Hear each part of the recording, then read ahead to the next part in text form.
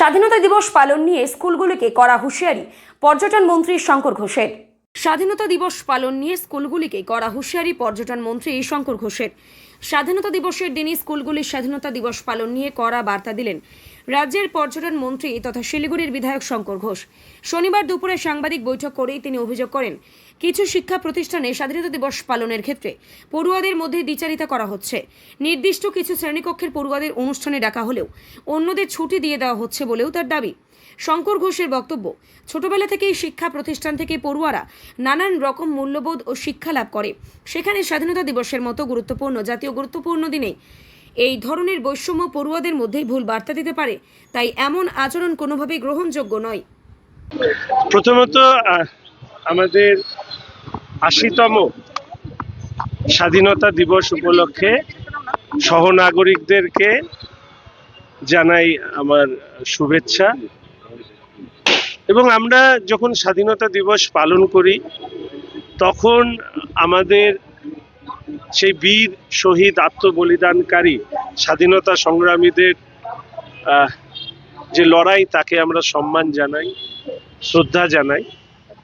তার পাশাপাশি স্বাধীনতা আমাদেরকে যে অধিকার দিয়েছে সেই অধিকার নিয়েও আমরা প্রত্যেকেই ওয়াকিবহল এবং আমরা জানি যে স্বাধীনতার মধ্যে দিয়ে আমরা কি কি অধিকার পেয়েছি। কিন্তু এই অধিকারের সাথে আসে দায়িত্ব এবং কর্তব্য।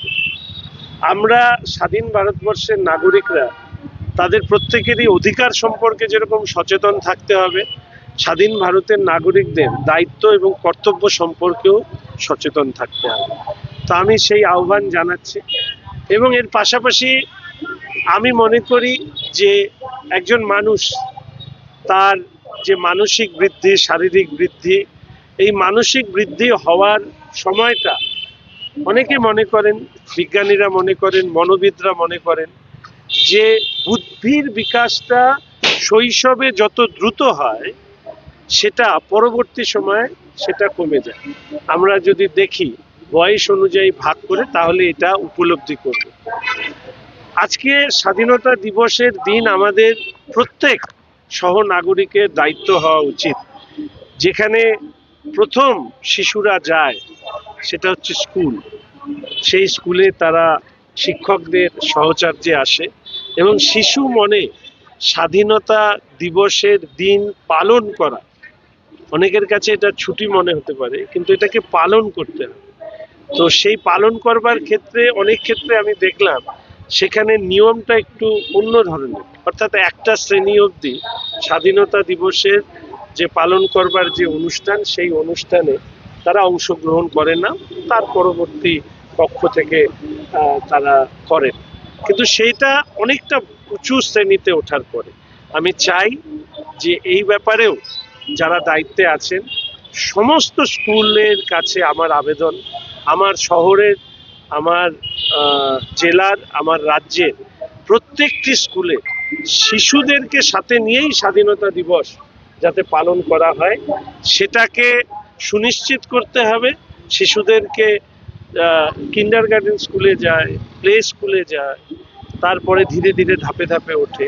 তো প্রয়োজনে মা বাবার উপস্থিতিতে তারা আসবেন। স্বাধীনতা দিবস কি, কেন স্বাধীনতা দিবস পালন করা হয়, কিভাবে আমরা স্বাধীন হলাম, কেন কতদিন আমরা পরাধীন ছিলাম, এই যে শিশু মনের প্রশ্ন, এই প্রশ্নগুলো তৈরি করা খুব দরকার।